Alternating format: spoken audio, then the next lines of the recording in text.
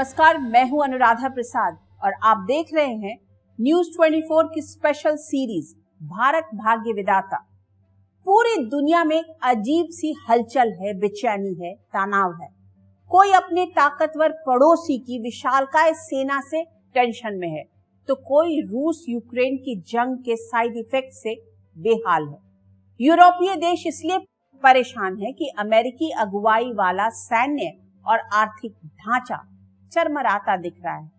दक्षिण अफ्रीका और एशिया के कई देश चीन के कर्ज के बोझ तले त्राहिमाम कर रहे हैं। अफगानिस्तान पर तालिबान के कब्जे और रूस पर यूक्रेन के हमले के बाद अंतरराष्ट्रीय संस्थाओं की प्रासंगिकता पर भी सवाल खड़े होने लगे हैं। दुनिया के नक्शे पर भारत इकलौता ऐसा देश है जिसमें छोटे बड़े सभी देशों को अपने लिए बेहिसाब संभावना दिख रही है। ये भारत की आत्मनिर्भरता और स्वतंत्र विदेश नीति का ही कमाल है कि हमारे विदेश मंत्री एस जयशंकर बिना लाग लपेट के कहते हैं कि हम अपनी शर्तों पर दुनिया से बात करेंगे, हमें किसी की सलाह की जरूरत नहीं है। वो यूरोप से कहते हैं कि उसे इस मानसिकता से निकलना चाहिए कि उसकी समस्या दुनिया की समस्या है। भारत की दुनियादारी की पिछली किस्त में मैं आपको बता चुकी हूं कि नेहरू से वाजपेयी तक आते आते हमारी विदेश नीति कितनी मुखर और प्रखर हो चुकी थी। आज हम बात करेंगे 21वीं सदी में भारत की दुनियादारी की। अमेरिका में वर्ल्ड ट्रेड सेंटर पर आतंकी हमले के बाद दुनिया कितनी तेजी से बदल गई। मनमोहन सिंह के दौर में दिल्ली की कूटनीति में किस तरह के तेवर दिखे और मोदी की कूटनीति का स्टाइल कैसे पूरी दुनिया में छा गया। सबसे बड़ी बात, दिल्ली डिप्लोमेसी में आए नए बदलावों से भारत को कितना फायदा हो रहा है।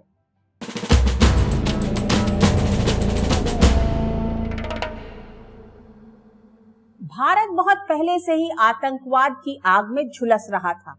1980 के दशक में पंजाब और 1990 के दशक में जम्मू कश्मीर, लेकिन भारत का दर्द किसी को समझ में नहीं आ रहा था। 11 सितंबर 2001 को जब अमेरिका के वर्ल्ड ट्रेड सेंटर पर आतंकी हमला हुआ तो सुपर पावर अमेरिका समेत दुनिया के ज्यादातर देशों को आतंकवाद का खतरा समझ में आने लगा। आतंकवाद के खिलाफ जंग के नाम पर अमेरिका ने अफगानिस्तान में जंग छेड़ दी। इस जंग में अमेरिका के साथ पाकिस्तान खड़ा हो गया। दरअसल अमेरिका को अफगानिस्तान में आतंक के खिलाफ चल रही जंग में पाकिस्तान से हर तरह की मदद मिल रही थी। बदले में पाकिस्तान को अमेरिका से आर्थिक मदद और हथियार मिल रहे थे। 2003 में अमेरिका ने इराक पर हमला बोल दिया और सद्दाम हुसैन की ईंट से ईंट बजा दी। अरब वर्ल्ड में एक अजीब सी ऊहापोह की स्थिति बन गई। इधर भारत में भी सत्ता का मिजाज बदला।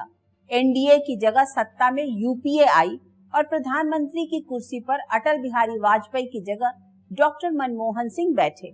आजादी के बाद से ही चले आ रहे आर्थिक सांचे को 1991 में ही सफलतापूर्वक तोड़कर डॉक्टर मनमोहन सिंह ने एक अलग पहचान बना ली थी। लेकिन बतौर प्रधानमंत्री अब विदेश नीति के मोर्चे पर भी उनकी परीक्षा होनी थी। ऐसे में डॉक्टर सिंह ने एनडीए के दौर की विदेश नीति को आगे बढ़ाना ही बेहतर समझा, जिसमें अमेरिका, रूस, जापान और यूरोपीय यूनियन के साथ स्ट्रेटेजिक पार्टनरशिप बढ़ाने और चीन के साथ स्ट्रेटेजिक कोऑपरेशन बढ़ाने पर जोर रहा। डॉक्टर मनमोहन सिंह भले ही बोलते कम थे, लेकिन सोच बहुत दूर की रखते थे।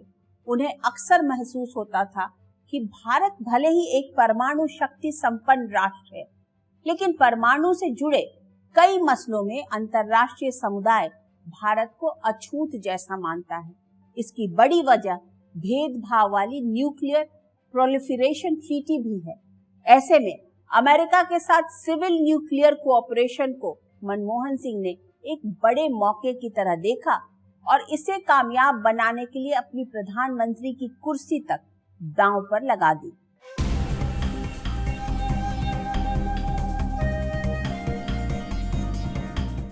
18 जुलाई 2005 वॉशिंगटन, अमेरिका। तब के अमेरिकी राष्ट्रपति जॉर्ज बुश और भारत के प्रधानमंत्री डॉक्टर मनमोहन सिंह ने वॉशिंगटन में परमाणु करार का ऐलान किया। ऐलान के करीब 7 महीने बाद जॉर्ज बुश भारत दौरे पर आए। इस दौरान सैनिक असैनिक परमाणु रिएक्टरों को अलग करने पर सहमति बनी, लेकिन भारत के भीतर इस सिविल न्यूक्लियर डील के विरोध में राजनीतिक गोलबंदी शुरू हो चुकी थी। मनमोहन सिंह की सरकार भी गठबंधन के पायों पर खड़ी थी। ऐसे में 17 अगस्त 2006 को राज्यसभा में उन्होंने कहा, मेरा विश्वास है कि दुनिया में 30 सालों से चली आ रही परमाणु व्यवस्था, जो कि भारत के साथ परमाणु व्यापार पर प्रतिबंध लगाती है, अगर इस परमाणु व्यवस्था को नहीं बदला गया तो भारत के विकास के विकल्प, विशेष रूप से ऊर्जा सुरक्षा की खोज का सामना करना पड़ेगा। इसे हल्के ढंग से रखने का मतलब एक बड़ी अनिश्चितता थी। तमाम राजनीतिक झंझावातों को पार करते हुए मनमोहन सिंह अमेरिका के साथ सिविल न्यूक्लियर डील करने में कामयाब रहे। दरअसल भारत 1998 में ही परमाणु परीक्षण कर चुका था, लेकिन एनपीटी और सीटीबीटी पर दस्तखत नहीं किए थे। ऐसे में अमेरिका के साथ सिविल न्यूक्लियर डील के साथ ही भारत के अंतर्राष्ट्रीय परमाणु मुख्यधारा में शामिल होने की राह खुल गई। साथ ही वॉशिंगटन और दिल्ली के बीच रिश्ते और मजबूत होने लगे। तो वो 4-5 साल जो थे यूपीए 1 के साल, उसमें भारतीय विदेश नीति ने तेजी से प्रगति की और अमेरिका के साथ बहुत अच्छे संबंध हो गए, जिसका कि जो कल्मिनेशन था वो जो न्यूक्लियर डील थी। और उसके साथ साथ यूरोप के साथ भी संबंध अच्छे हो गए थे, जर्मनी के साथ, फ्रांस के साथ और जापान के साथ। और इन सब संबंधों के बढ़ते भारत की इकोनॉमी इतनी अच्छी हो रही थी कि चीन के साथ भारत का गैप थोड़ा सा जो था वो कम होता नज़र आ रहा था लोगों को। तो ये विश्व में ये समझा जा रहा था कि भारत वाकई चीन की जगह ले सकता। पड़ोसी पाकिस्तान से रिश्ते बेहतर करने के लिए भी मनमोहन सिंह ने बड़ा दिल दिखाया। शर्म अल शेख में दिए गए साझा बयान में द्विपक्षीय बातचीत को आतंकवाद से अलग कर दिया। मनमोहन सिंह उदार मन से सोच रहे थे कि भारत की तरह ही पाकिस्तान भी आतंकवाद से लड़ रहा है, लेकिन 26 नवंबर 2008 को आतंकियों ने मुंबई पर हमला किया तो उन्होंने भी पाकिस्तान के खिलाफ कड़ा रुख अपनाया। पाकिस्तान के साथ उन्होंने कोशिश की कि रिश्ते अच्छे हों, लेकिन उसके बावजूद जैसा कि हम जानते हैं कि पाकिस्तान में नेतृत्व कोई भी हो, जो असली हुकूमत होती है वो सेना के हाथ में होती है। पाकिस्तान के भाग्य का निर्धारण रावलपिंडी से होता है और उस वक्त जो भी वहाँ की जो सुरक्षा एजेंसियाँ थी वो भारत के साथ पाकिस्तान के संबंध सुधारने नहीं देना चाहती थी।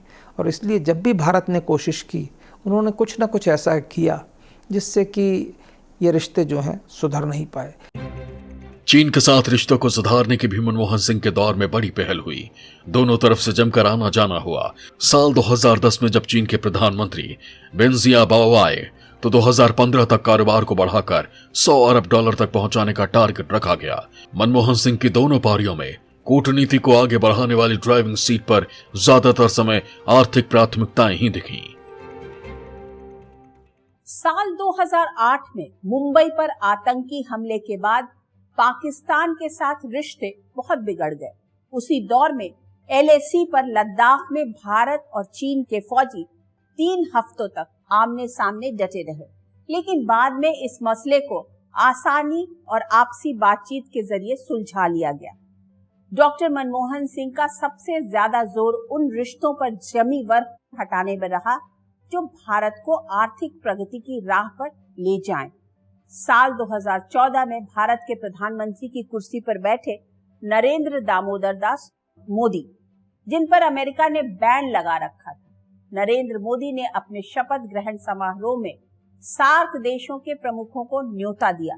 यहाँ तक कि पाकिस्तान के तत्कालीन प्रधानमंत्री नवाज शरीफ भी उनके शपथ ग्रहण समारोह में शामिल होने भारत आए। पूरी दुनिया को मोदी की कूटनीतिक चाल का अंदाजा होने लगा। मोदी ने अपनी पहली पारी में विदेश मंत्रालय की जिम्मेदारी सुषमा स्वराज को सौंपी। साल 2014 से पहले भारत के प्रधानमंत्रियों के विदेशी दौरों की चर्चा ज्यादा नहीं होती थी, लेकिन पीएम मोदी ने ऐसी रणनीति बनाई कि उनके हर विदेश दौरे की जमकर चर्चा होती है और उसके मायने निकाले जाते हैं। विदेशी जमीन से भी मोदी भारतीय समुदाय को संबोधित करते हैं। हालात इतनी तेजी से बदले कि जो अमेरिका कभी मोदी की एंट्री पर प्रतिबंध लगाता था, उसी अमेरिका के राष्ट्रपति व्हाइट हाउस में नरेंद्र मोदी का दोनों हाथ खोलकर स्वागत करने लगे।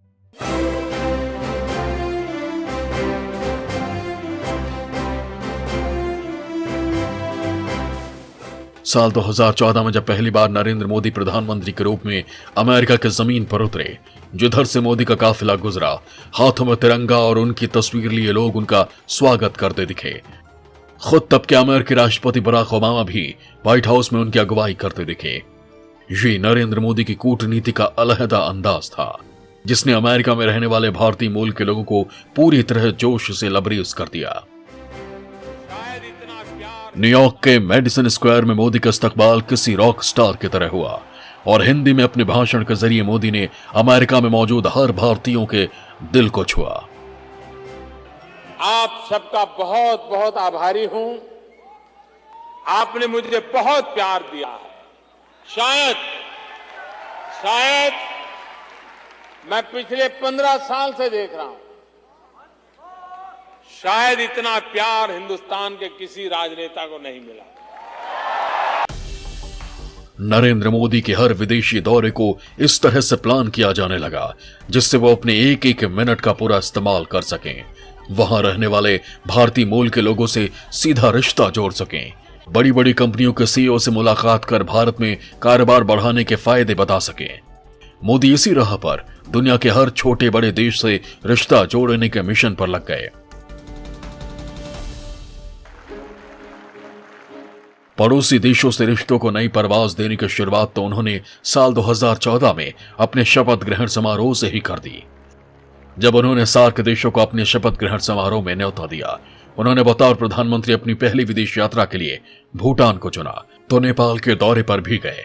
अफगानिस्तान से लौटते समय पाकिस्तान में लैंड कर पीएम मोदी ने पूरी दुनिया को हैरान कर दिया। पाकिस्तान से रिश्ते सुधारने के लिए कई बड़ी पहल की, लेकिन जब पाकिस्तान से आए आतंकियों ने जम्मू कश्मीर के उरी में आर्मी कैंप पर हमला किया, तो मोदी सरकार ने पीओके में घुसकर आतंकियों के सफाए का फैसला किया। और जब सर्जिकल स्ट्राइक हुई, दुनिया को हमारा लोहा मानना पड़ा, हमारे लोगों की ताकत को मानना पड़ा। पुलवामा में सीआरपीएफ के काफिले पर आत्मघाती हमले के बाद मोदी सरकार ने पीओके में घुसकर आतंकियों के अड्डे पर एयर स्ट्राइक की। ये नए भारत की कूटनीति का स्टाइल है, जिसमें बड़ी सफाई के साथ हर बड़े अंतर्राष्ट्रीय मंच पर आतंक के मुद्दे पर पाकिस्तान को बेनकाब किया जाता है। जम्मू कश्मीर में स्थायी शांति और पाकिस्तान का खेल खत्म करने के लिए मोदी सरकार 5 अगस्त 2019 को अनुच्छेद 370 हटाने का फैसला लेती है। साथ ही सूबे का बंटवारा और केंद्र शासित प्रदेश घोषित कर पाकिस्तान के इरादों पर वज्रपात कर देती है। ये भारत की नई कूटनीति का ही कमाल है कि पाकिस्तान के लाख छाती पीटने के बाद भी अंतर्राष्ट्रीय समुदाय से कहीं सहानुभूति के दो शब्द नहीं मिल रहे हैं। जो अमेरिका कभी पाकिस्तान के साथ मजबूती से खड़ा हुआ करता था, वो भी किनारा कर चुका है। मुस्लिम वर्ल्ड के ज्यादातर देश भी पाकिस्तान से दूरी बनाते दिख रहे हैं। पिछले कुछ समय से हमने ये देखा कि खाड़ी के देश मोदी जी की सरकार के आने के बाद पूरी तरह से भारत के साथ हैं। पहली बार ओआईसी में भारत को स्पेशल इन्वाइटी की तरह बुलाया गया था, अगर आपको याद हो, जब संयुक्त अरब अमीरात में मीटिंग हुई थी। और उसके बाद इन राष्ट्रों के साथ जो हमारे संबंध रहे हैं, चाहे सऊदी अरब के राजकुमार रहे मोहम्मद बिन सलमान या जो आज यूएई के राष्ट्रपति हैं मोहम्मद बिन जायद, इन सब के साथ मोदी जी के व्यक्तिगत रूप से मेरे ख्याल से काफ़ी अच्छे संबंध रहे हैं। और इन सभी राष्ट्राध्यक्षों को भारत बुलाया गया है, महत्वपूर्ण मौक़ों पर बुलाया गया है और इनके साथ हमारे संबंध अच्छे हैं। सऊदी अरब, संयुक्त अरब अमीरात, बहरीन, ओमान, कुवैत और कतर जैसे देशों से भारत के रिश्ते और मजबूत हुए हैं। खाड़ी सहयोग संगठन भारत के सबसे बड़े क्षेत्रीय व्यापार साझेदारों में से एक है। भारत की कामकाजी आबादी का एक बड़ा हिस्सा खाड़ी देशों में रहता है, जो 70 से 80 अरब डॉलर की रकम हर साल भारत को भेजता है। मोदी के दौर में ईरान के साथ रिश्तों को और मजबूती देने की कोशिश हुई, तो पिछले साल अगस्त में अफगानिस्तान में सत्ता परिवर्तन के बाद से ही कयास लगाए जा रहे थे कि काबुल की गद्दी पर तालिबान के कब्जे के बाद अब भारत किस रास्ते आगे बढ़ेगा। लेकिन हालिया घटनाक्रम इशारा कर रहे हैं कि भारत की विदेश नीति कितनी गतिशील और व्यवहारिक है। नरेंद्र मोदी की कूटनीति का सबसे मजबूत पक्ष यही है कि वो छोटे बड़े देश में फर्क नहीं करते, महाशक्तियों के प्रभाव और दबाव से बिल्कुल मुक्त होकर फैसला लेते हैं। अमेरिका हो या ऑस्ट्रेलिया, यूरोप हो या अफ्रीका, मुस्लिम वर्ल्ड के देशों या आकार और आबादी में बहुत छोटा देश, सबकी संप्रभुता और सम्मान का पूरा ख्याल रखते हैं।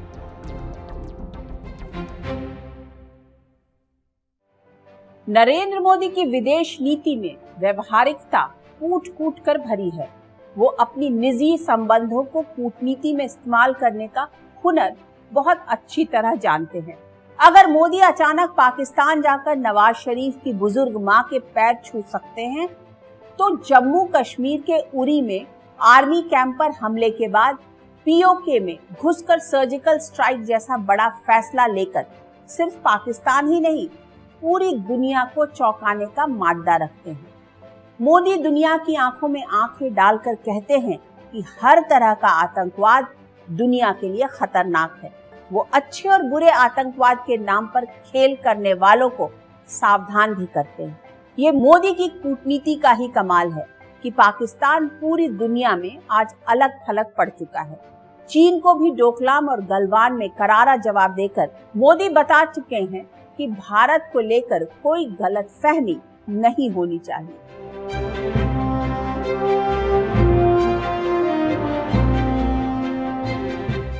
नरेंद्र मोदी पड़ोसी चीन की चालबाजियों और विस्तारवादी नीति से भी अच्छी तरह परिचित हैं। ऐसे में वो एक और चीन के साथ बेहतर रिश्तों के लिए अहमदाबाद से महाबलीपुरम तक, बीजिंग से वुहान तक बातचीत की टेबल पर बैठते हैं, कारोबार और सहयोग बढ़ाने की बात करते हैं। लेकिन जब चाइनीज आर्मी के जवान डोकलाम और गलवान में आगे बढ़ते हैं, तो सेना के शौर्य और कूटनीति के दम पर चीन को पीछे हटने के लिए भी मजबूर कर देते हैं। मोदी सरकार के दौर में पहली बार चीन के राष्ट्रपति को 50 साल बाद एक पब्लिक रिसेप्शन दिया गया। चीन और भारत के बीच में अच्छी संबंध हुए, मामलापुरम हुआ, ज़ियान हुआ, तो इस तरीके की हमारी कई बैठकें हुई। लेकिन उसके बाद जो गलवान घाटी का जो इंसिडेंट हुआ, उससे भारत चीन संबंधों पर काफ़ी बड़ा असर पड़ा है। लेकिन कोशिश ये की जा रही है कि भारत चीन संबंध जो है फिर से पटरी पर आ जाए। चीन हमारी जो ज़मीन जिस पे हम मानते हैं कि उन्होंने जो परिवर्तन किया है लाइन ऑफ एक्चुअल कंट्रोल पे, वो यथावत स्थिति जैसी थी वैसी हो जाए। आज का भारत अच्छी तरह जानता है कि सीमा पर तनाव, कूटनीति, दांवपेच और कारोबारी रिश्ता सब साथ साथ चलते रहेंगे। उनसे परिस्थितियों के हिसाब से निपटना होगा। संभवतः यही वजह है कि भारत कभी चाइनीज ऐप्स पर बैन लगाकर सर्जिकल स्ट्राइक करता है, तो कभी वोकल फॉर लोकल का नारा बुलंद कर विदेशी माल से किनारा करने की राह दिखाता है।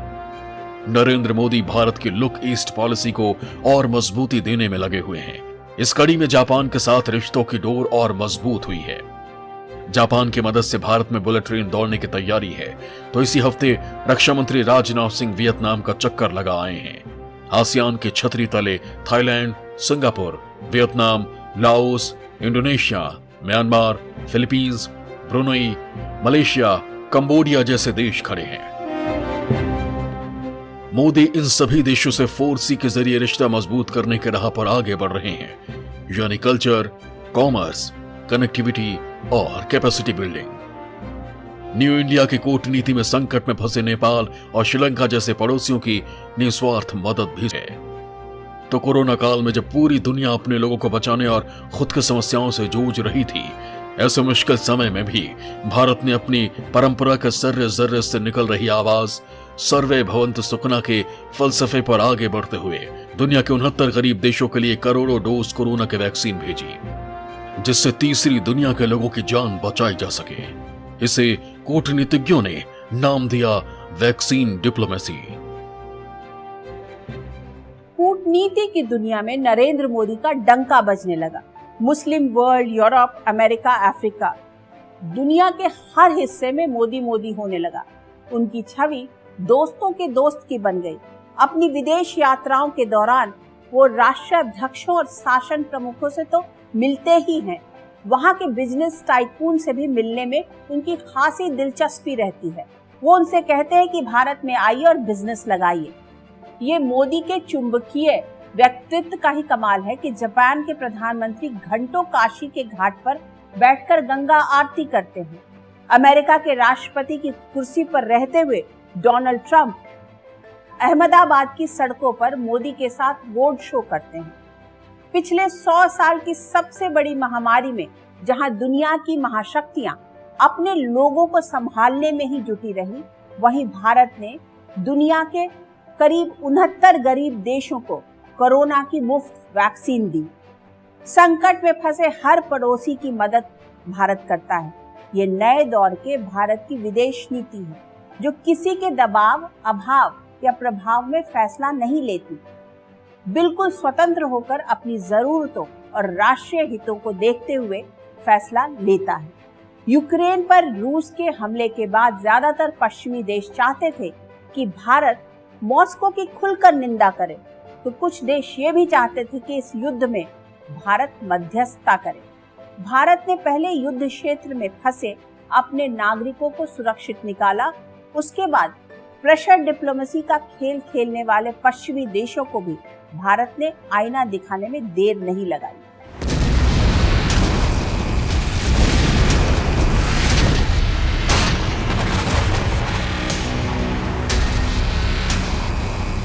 चौबीस फरवरी 2022 को रूस ने यूक्रेन पर आक्रमण कर दिया। खार्किव, ओडेसा, मरियोपोल और कीव जैसे शहरों को खंडहर में तब्दील करना शुरू किया तो पूरा यूरोप सहम गया। भारत के भी हजारों नागरिक यूक्रेन में फंसे थे, जिसमें से ज्यादातर मेडिकल के छात्र थे जो वहां के मेडिकल कॉलेजों में पढ़ाई के लिए गए थे। कूटनीतिक बातचीत के जरिए भारत ने अपने सभी नागरिकों को युद्ध की आग में जल रहे यूक्रेन से सुरक्षित निकाल लिया। यूक्रेन युद्ध ने वर्ल्ड ऑर्डर इधर उधर कर दिया। अमेरिका समेत पश्चिमी देश चाहते हैं कि भारत इस युद्ध के लिए रूस की निंदा करे। इसके लिए भीतर खाने कई कूटनीतिक पहल भी हुई, लेकिन भारत ने यूरोपीय देशों को आईना दिखाने में देरी नहीं लगाई।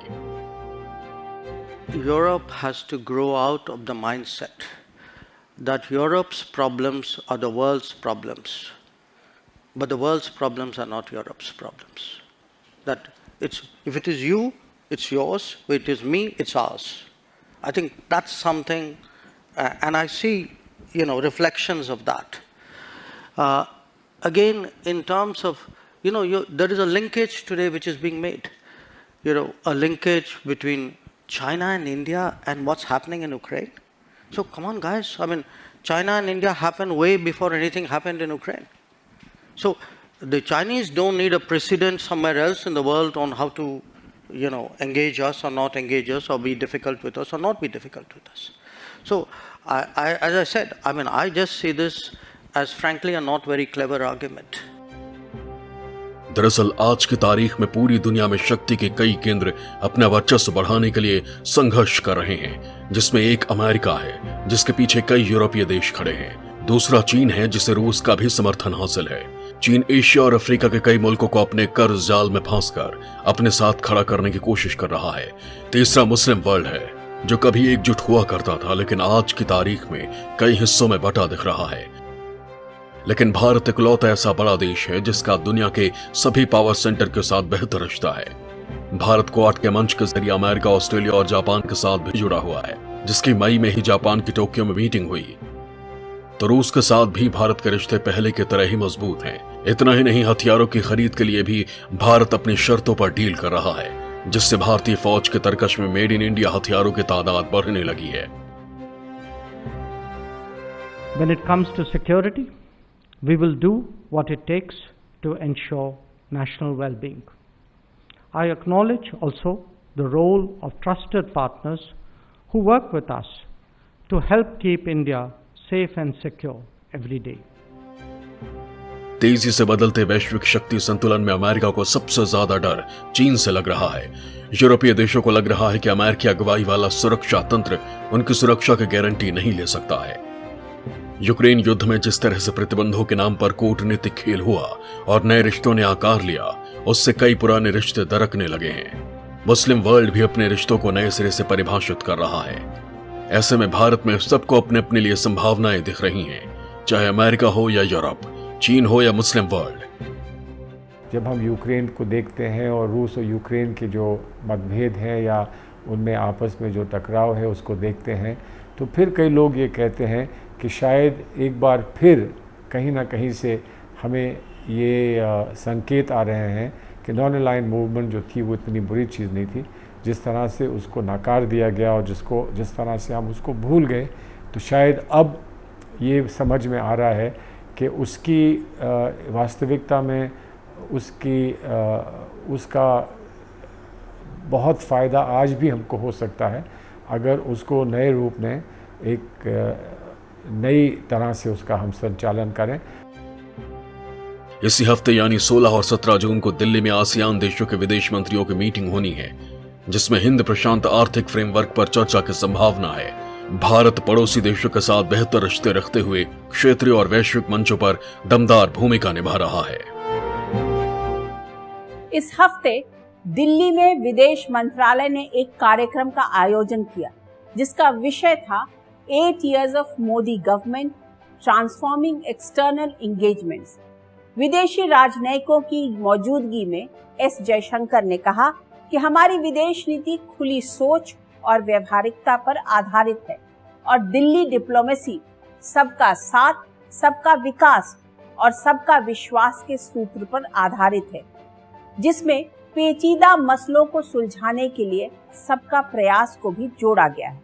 भले ही कूटनीति के जानकार भारत की विदेश नीति के अलग अलग पड़ावों को अपने अपने नजरिए से देखते हों, लेकिन सबसे बड़ा सच ये है कि भारत की विदेश नीति नेहरू से मोदी तक की यात्रा में कभी भटकी नहीं, कभी अटकी नहीं। दुनिया के हर उथल पुथल में भारत को आगे बढ़ाने के लिए ही रास्ता बनाती रही। 1947 की परिस्थितियों और 2022 की वैश्विक व्यवस्था में बहुत अंतर है। ऐसे में आने वाले वर्षों में भारत के दूसरे देशों से रिश्ते, उन रिश्तों का आधार और राष्ट्रीय हित की परिभाषा, तीनों का बदलना तय है। आज के तारीख में हमारी विदेश नीति अपनी पारंपरिक आदर्शों और लक्ष्यों के साथ साथ सुपरसोनिक रफ्तार से डिप्लोमेसी फॉर डेवलपमेंट, विदेशों में सिटीजन सेंट्रिक सर्विसेज और ब्रांड इंडिया को बढ़ाने में बड़ी भूमिका निभा रही है। भारत भाग्य विधाता की इस कड़ी में बस इतना ही। आपसे फिर मुलाकात होगी किसी ऐसे मुद्दे के साथ जिसे जानना और समझना हमारे लिए बहुत जरूरी होगा। तब तक के लिए मुझे दीजिए इजाजत। निष्पक्ष खबर, सटीक विश्लेषण और अपने हक से जुड़े मुद्दों के लिए आप देखते रहिए न्यूज़ 24। नमस्कार।